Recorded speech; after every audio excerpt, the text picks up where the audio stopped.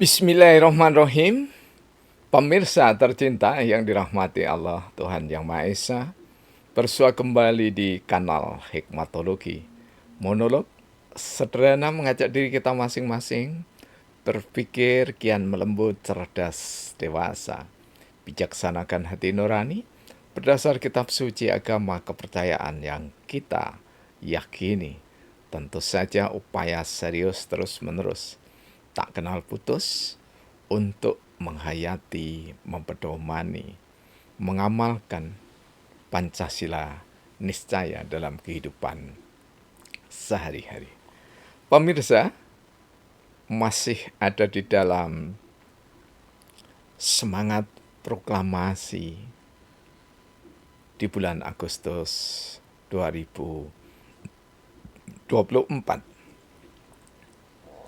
Semoga Indonesia di usia ke-79 beranjak ke-80, seluruh warganya, warga negaranya, rakyatnya, kian hari semakin dewasa.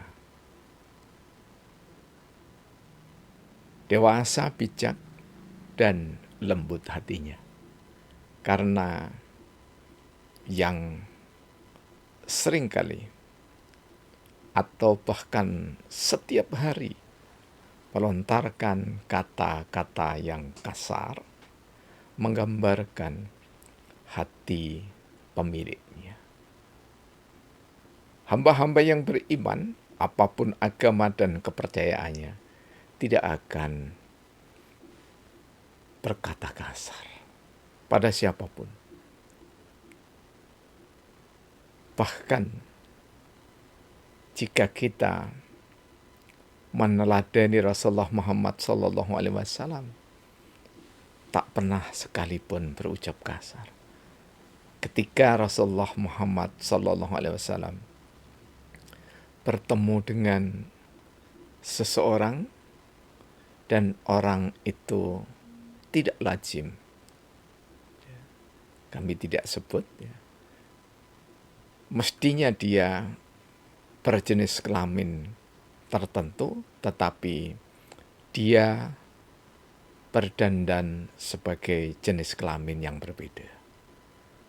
Rasulullah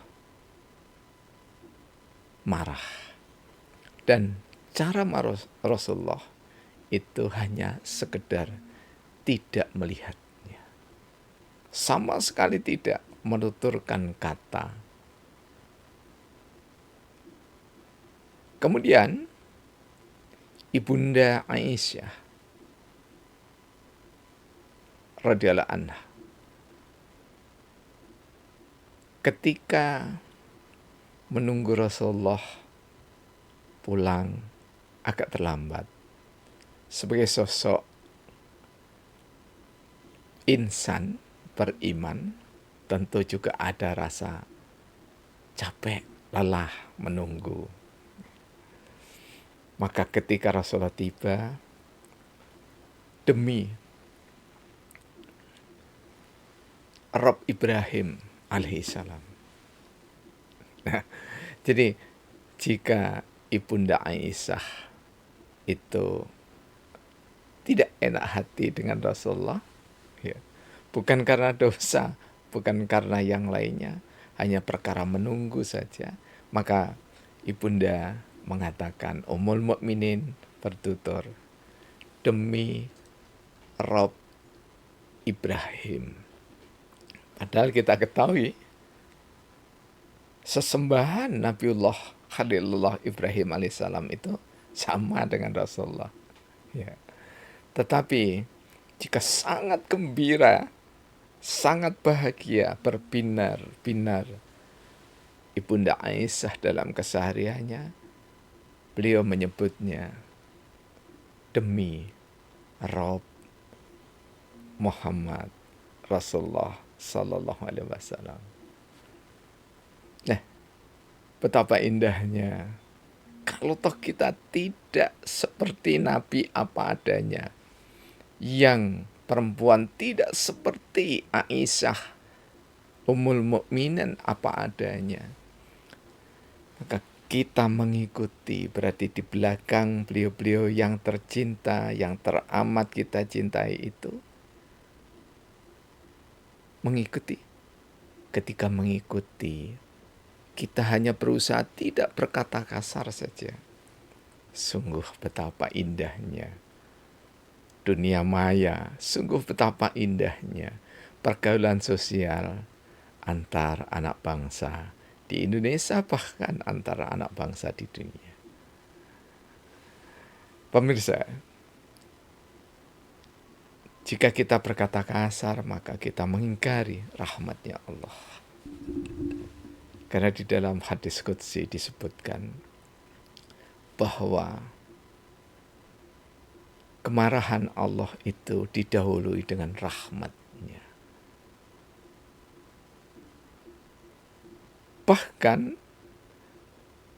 di dalam hadis qudsi yang lainnya, rahmatku, katanya Allah, firman-Nya Allah, mendahului takdirku. Maknanya apa? Bahwa sesungguhnya seberapapun dosa seseorang, terutama dosa-dosa pribadi, itu ketika bermunajat kepada Allah dengan kekuatan, keyakinan penuh diampuni, maka insya Allah diampuni. Tapi dosa-dosa publik, dosa-dosa yang bertalian dengan perilaku politik, perilaku pecundang dalam hidup bertata negara, perilaku munafik dalam hidup bernegara, maka penyelesaiannya tentu saja niscaya melalui peradilan yang terhormat. Dan di peradilan itu niscaya hakim dan jaksanya serta para penasihat hukumnya adalah orang-orang yang benar-benar berusaha menegakkan keadilan sosial bagi seluruh rakyat Indonesia. Warga dunia maya yang kami cintai, apapun yang ada di dunia ini dirahmati oleh Allah. Yang dihalalkan dirahmati, yang diharamkan dirahmati. Kita lihat, bagi kita domba, sapi, kerbau, ya mukminin mukminat, halal dagingnya. Seluruh jenis ikan halal dagingnya. Tetapi seluruh jenis babi, termasuk di dalamnya anjing, haram untuk dimakan dagingnya. Yang haram dirahmati, yang halal pun dirahmati. Karena Allah Maha Cinta. Sungguh sangat cerdas, bijak, karena keimanan yang ada di dada para tokoh pendiri bangsa atas berkat rahmat Tuhan yang Maha Esa, atas berkat rahmat Allah yang Maha Esa, atas berkat Sang Yang Widewasa yang Maha Esa, atas berkat Allah yang Maha Esa, atas berkat Hare Krishna yang Maha Esa, atas berkat Gusti Kang Murbeng Dumadi yang Maha Esa, Indonesia merdeka.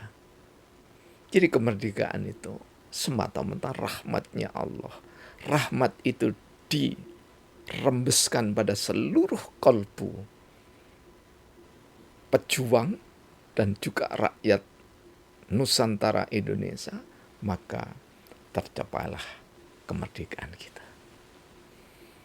Karena itulah pesan politik yang ingin kami sampaikan. Di saat hiruk pikuk pemilihan kepala daerah, mulai dari memilih calon wali kota, calon bupati, dan calon gubernur. Ingatlah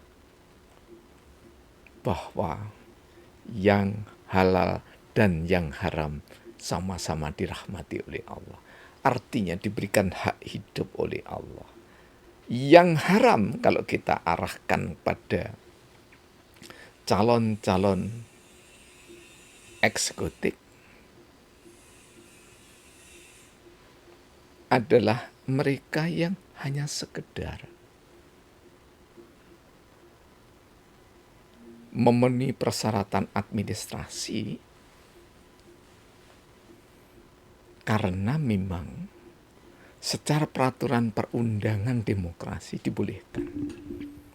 Apakah itu bekas narapidana, mantan narapidana, keluarga narapidana, diizinkan karena rahmatnya Allah. Jadi rahmat itu bisa berupa biidnillah. Tetapi rahmat itu juga bisa biridallah. Tentu saja ya, boleh kita berbeda pendapat. Biridallah adalah orang yang memang bersih lingkungannya, bersih dirinya, bersih secara politik. Tidak pernah dipenjara, tidak pernah menyakiti masyarakat, tidak sedang menjabat. Ya. Jadi kalau sedang menjabat, ya sebaiknya atau kategorinya masuk yang biidnillah. Mari kita cari pemimpin yang biridallah, yang diridhoi oleh Allah. Dari rekam jejak, dari napak tilas, di mana kaki-kaki pernah dipijakkan dan tangan-tangan pernah ditorehkan. Pilihlah yang terbaik. Tetapi tidak perlu menista yang tidak kita pilih. Karena semuanya dirahmati oleh Allah. Kita menjadi tidak elok, tidak bijak, tidak dewasa, manakala kita memilih pasangan tertentu sembari menistakan yang lain. Karena betapapun calon-calon pemimpin di masing-masing daerah dan pada level manapun adalah bagian integral dari bangsa Indonesia. Mereka adalah pecinta-pecinta Republik Indonesia, pecinta-cinta Pancasila. Hanya saja yang disayangkan, ya, kalau politik yang biasa dikutip oleh Ki Jatikusumo, seorang budayawan, mantan bintang film, ya, mantan sang legendaris Quartet S, guru kami, ya, yang tercinta, sekaligus juga mahasiswa kami yang tercinta. Ketika saya SD sampai SMP, kami berguru dengan Ki Jati melalui Radio Republik Indonesia dengan suara khas Mbah Gondo. Beliau ketika itu masih mahasiswa Fakultas Ketatanegaraan dan Ketataniagaan FKK Universitas Brawijaya Malang. Ya. Kemudian di tahun 1992, insya Allah gitu ya, kalau tidak lupa, menjadi mahasiswa kami di Sekolah Tinggi Ilmu Sosial dan Ilmu Politik Waskita Dharma Malang. Apa yang dituturkan beliau? Politik itu dari kata poli dan etik. Ya. Poli itu, kata beliau, adalah state, etik itu sopan santun, ya, atau bijaksana. Kalau demikian, politik itu adalah bernegara yang sopan, bernegara yang syarat aturan, bernegara yang berlandaskan Pancasila. Nah, mengingat Pancasila itu secara etik, ya, ketuhanan yang Maha Esa itu sumber dari segala sila-sila yang lainnya. Karena itu berpenetrasi, merembes, kait berkelindan, ya, memberikan ruh pada sila-sila yang lainnya. Maka setiap calon-calon eksekutif yang bersumpah, ya, kemudian sumpahnya diingkari, mestinya 5 tahun, kemudian dijadikan hanya boleh jadi 3,5 tahun atau 3 tahun. Maka orang-orang atau tipe-tipe seperti ini, kalau menurut kami adalah tipe yang diizinkan oleh Allah, biidznillah. Ya. Karena tidak lebih dia itu hanya mencari pekerjaan semata. Jadi bukan pengabdian pada dasarnya. Mencari pekerjaan yang lebih menguntungkan bagi diri dan kelompoknya. Ini tentu saja adalah konstruksi konseptual teoritik yang kami pahami.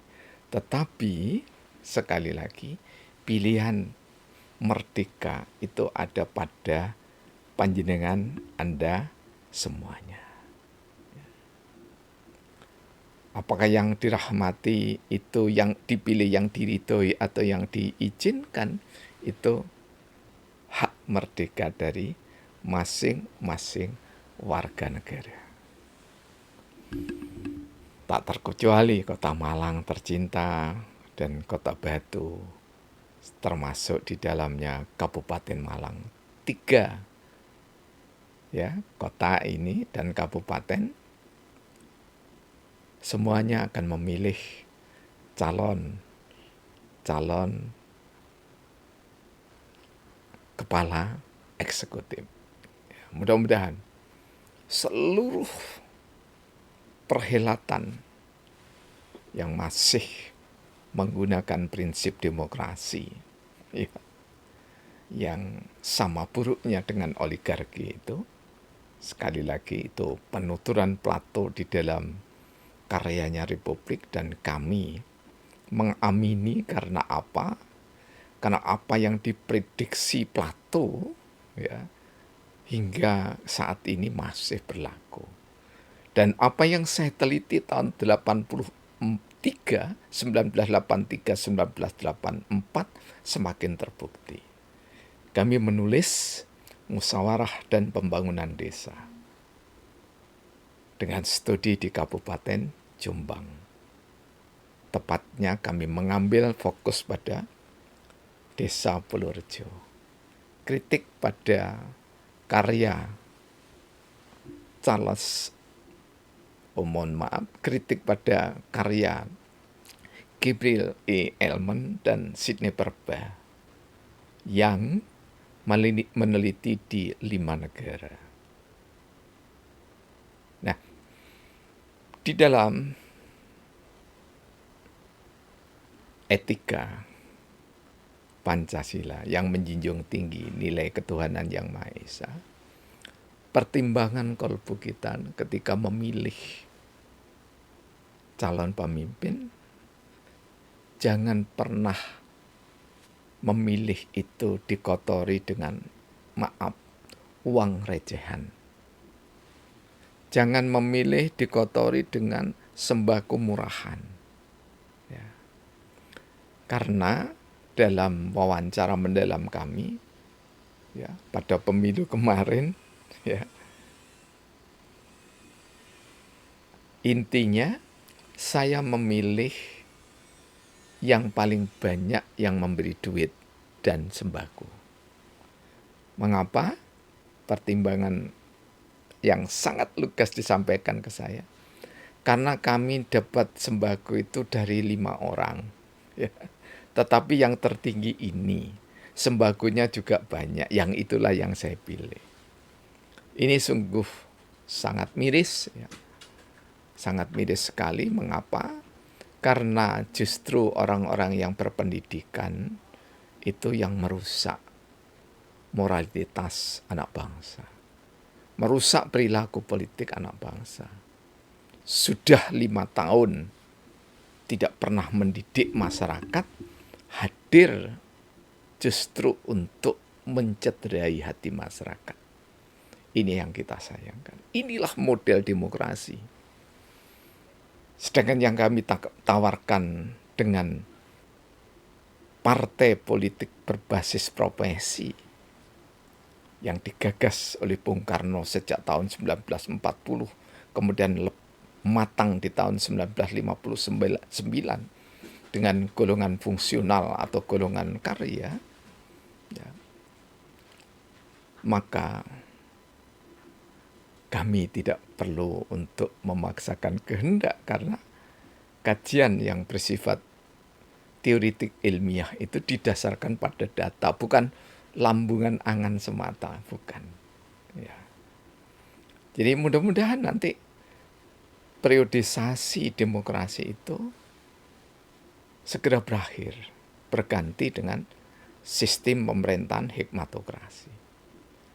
Dan di Kabupaten Klaten serta Pati, Kabupaten Pati, sudah membuktikan.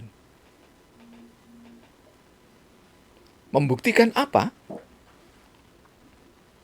Membuktikan pemilihan kepala desa. Nah, kok sesederhana itu? Iya, yang sederhana itu selalu istimewa. Karena Rasulullah Muhammad SAW itu juga pribadi yang sederhana. Sang Buddha pun juga pribadi yang sederhana. Nabi Isa atau saudara kami menyebut Yesus Kristus itu juga pribadi yang sederhana. Nabi Musa pribadi yang sederhana, atau Moses gitu ya. Ibrahim alaihissalam juga pribadi yang sederhana. Ya. Banyak pribadi-pribadi yang sederhana yang memang kesederhanaannya itu keluar dari hati nurani, berdasar kepada iman. Jadi kalau kami merujuk pada Kabupaten Pati dan Klaten dalam pemilihan kepala desa tanpa uang, ya, tidak seperti hasil penelitian kami di Kabupaten Jombang, bahwa ada perilaku yang semata-mata digerakkan dengan harta benda, dengan sembako atau uang recehan tadi. Nah sekarang ini semakin hari semakin menguat. Jadi terbukti bahwa riset kami di tahun 1983-1984 sampai hari ini masih tanpa eksis. Karena itu harapan kami, teori kami nanti mati, ya, dikubur bersama dengan demokrasi. Dan sekali lagi, demokrasi patut kita hargai karena sudah memberikan pengalaman berbangsa bernegara selama ini. Jadi demokrasi itu ditempeli dengan Pancasila juga tetap saja. Ya, ibarat kita itu menyangkok pohon gitu ya. Kalau pohon utamanya itu dipilih yang terbaik, kemudian entresnya atau sambungannya, okulasinya, ya, tempel atau stek pohonnya itu sama-sama bagusnya, maka nanti akan tumbuh bagus, berbunga dan berbuah bagus. Ini analogi sederhananya.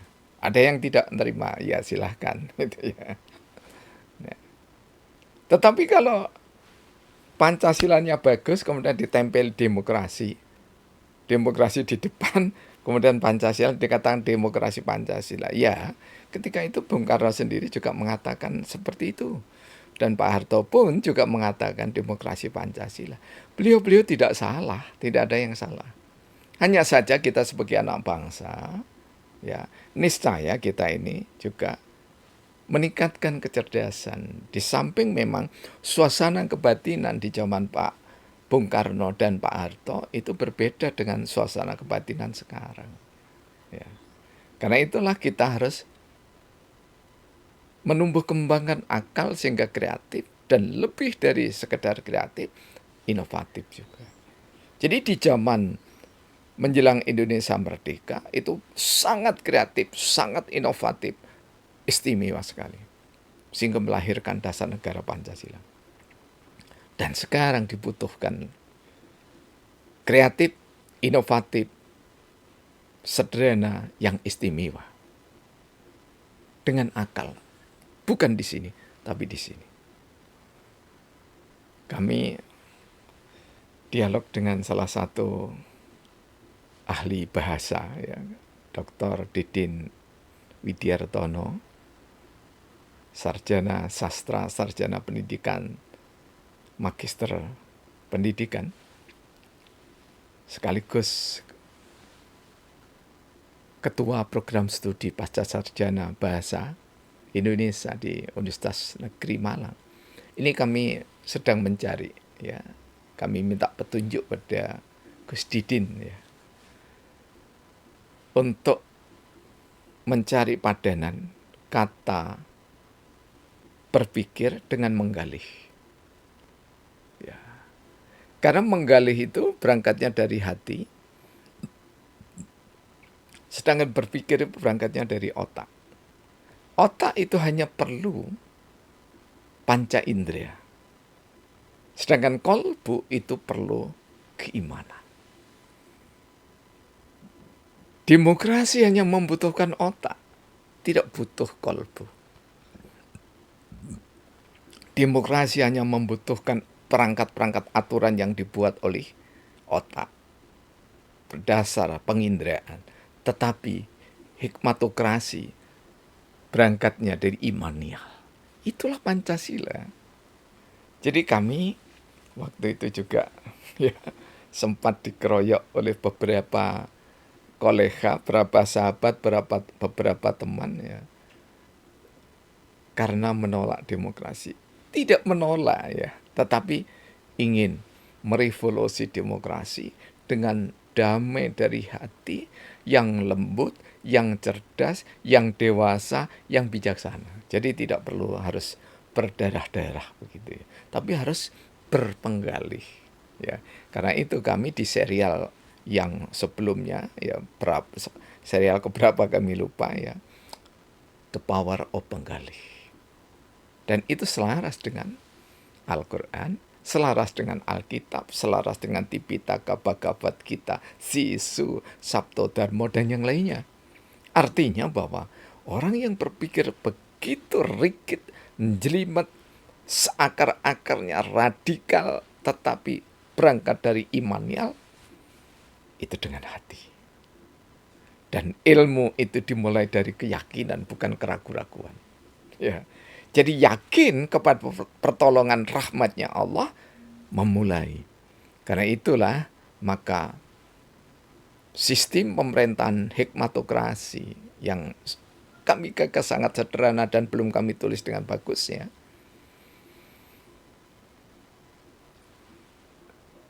Dimulai dari the supremes of grand theory, hikmah. Kemudian kami turunkan menjadi grand theory, kerakyatan yang dipimpin oleh hikmat kebijaksanaan dalam permusyawaratan perwakilan. Dan grand theory itu adalah satu adagium, satu aksioma yang dalam tanda petik tidak ditolak oleh manusia, terutama manusia yang berakal. Merujuk pada mutiara hikmah sabda Rasulullah Muhammad SAW yang esensinya keutamaan yang besar itu ada pada akal. Akal yang berdasarkan pada petunjuk, dan petunjuk itu adalah syariat dan sunat, ya. Kemudian menjauhi dari malapetaka. Jadi akal yang sesuai dengan Pancasila adalah akal yang tidak melanggar ketuhanan yang Maha Esa. Akal yang berkeadaban, akal yang mengedepankan persatuan, akal yang menonjolkan kedaulatan rakyat bil hikmah, akal yang berorientasi pada keadilan sosial bagi seluruh rakyat Indonesia. Terima kasih, mohon maaf atas kekurangan. Karena rahmat Allah, kanal hikmatologi ada, dan karena dukungan Anda semua, maka hikmatologi mengudara di dunia maya. Terima kasih. Alhamdulillahirabbil alamin. Praktek ideologi dan bersyariah, agama ada, kesamaan